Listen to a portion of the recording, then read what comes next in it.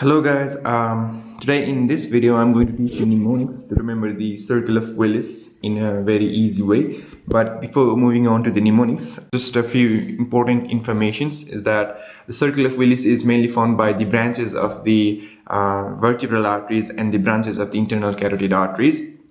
So to know the origin of these arteries, I've drawn a picture here. So this is the picture of a heart with the aorta coming out. The arch of aorta has three branches. The first one is the right brachiocephalic, second one is the left common carotid, and then we have the left subclavian. The right brachiocephalic is further divided into right common carotid and right subclavian. The right subclavian gives a branch, right vertebral branch, and the left subclavian gives left vertebral branch. So these two vertebral arteries will contribute in the formation of the circle of Willis, and also the right common carotid and the left common carotid will further divide into external carotid and internal carotid, and thus the internal carotid will give branches that helps in the formation of the circle of Willis. So I will draw these two vertebral arteries here. So these are the this is the vertebral arteries.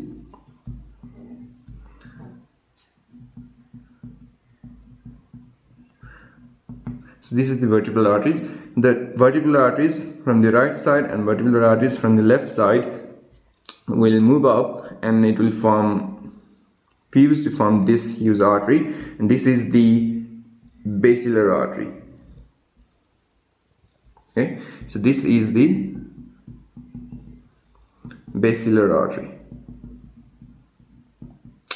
Now I have made a mnemonic to remember the branches coming from the vertebral arteries and the basilar artery. Okay, so the mnemonic here is spa laps.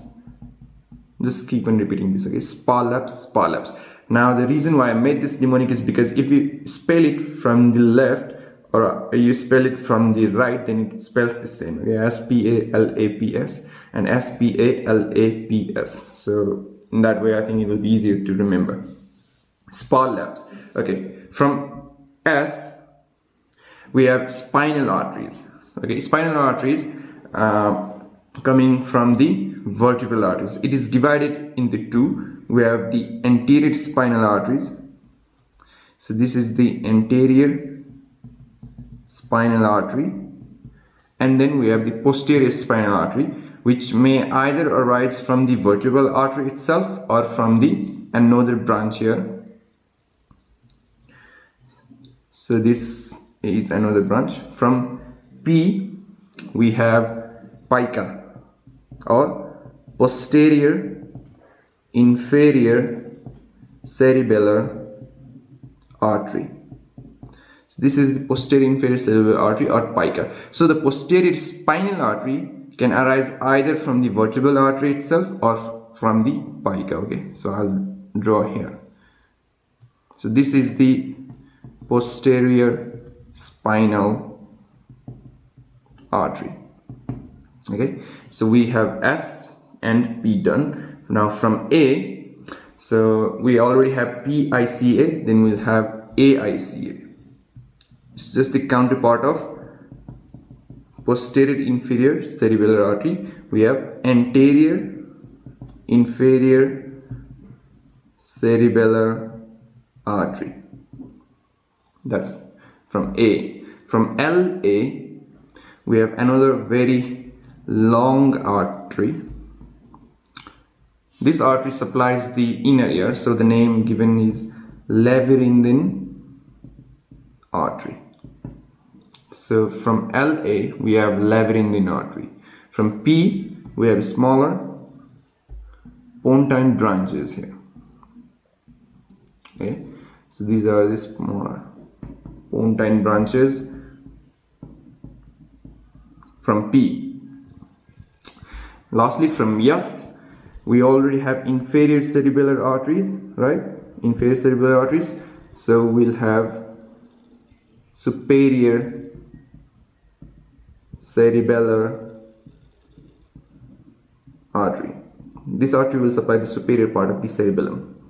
Okay, the basilar artery this is moving upward, will divide into two arteries, and this artery is posterior cerebral artery. Okay, not to get confused with the posterior cerebellar artery. These are the cerebellar artery and this is the cerebral artery. And the way to remember it is cerebrum lies above cerebellum. So cerebral artery will come above cerebellar arteries. Okay? So that's how I remember it. Now the major arteries that helps in the formation of the circle of Willis, I've also made a mnemonic for them. That is PIA, Pia. Okay. Do you know that brain is covered by three layers of meninges: the pia mater, the arachnoid mater, and the dura mater. These arteries, they lie above the pia mater, below the arachnoid mater, into the subarachnoidal space. Okay, so they lie above the pia mater, so hence the mnemonic pia.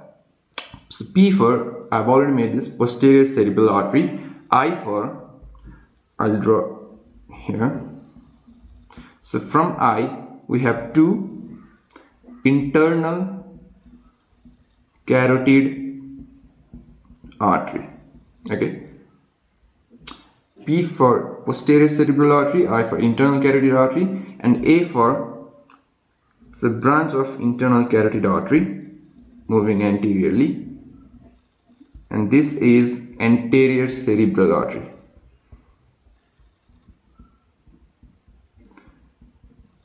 So we have two cerebral artery, anterior and posterior, and in between we have internal carotid artery. Okay. Now to make a circle, you should not have these gaps over here. Right? There are these gaps. So to fill up these gaps, I'll draw one artery which connects the posterior cerebral artery with the internal carotid artery. So this is the one artery connecting posterior cerebral artery with the internal carotid artery. So the name is posterior communicating artery. Okay, so this is the posterior communicating artery, same from the another side. Okay. Now to fill up this gap, there is an artery connecting these two anterior cerebral artery. So the name is anterior communicating artery. Okay. Now there are a few other branches of the internal carotid artery. Here we have middle cerebral artery,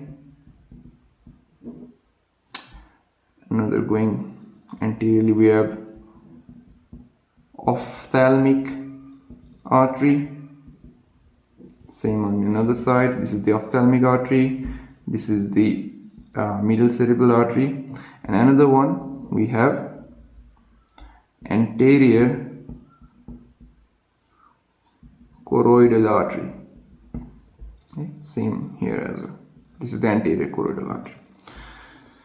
So that's up with the circle of Willis. Thank you.